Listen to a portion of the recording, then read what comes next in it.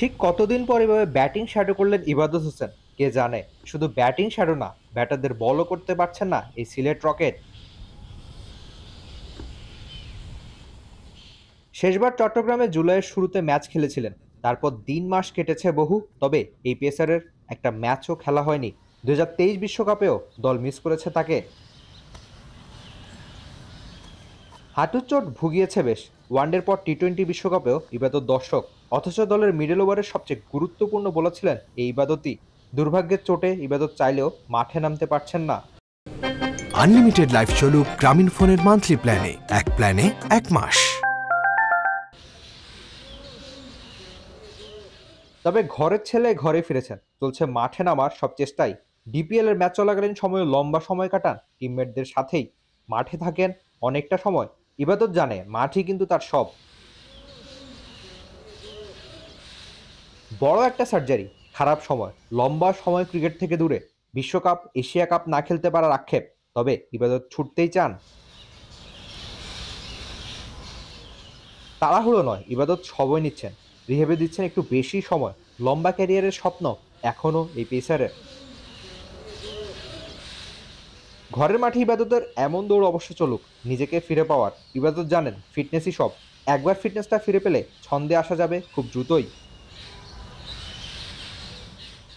সাকিব আল হাসানি বলেছিলেন ইবাদতকে বাংলাদেশ দল মিস করবে বিশ্বকাপে। কেবল এক সাকিব না, ইবাদতকে কত শত ক্রিকেট প্রেমী না মিস করে।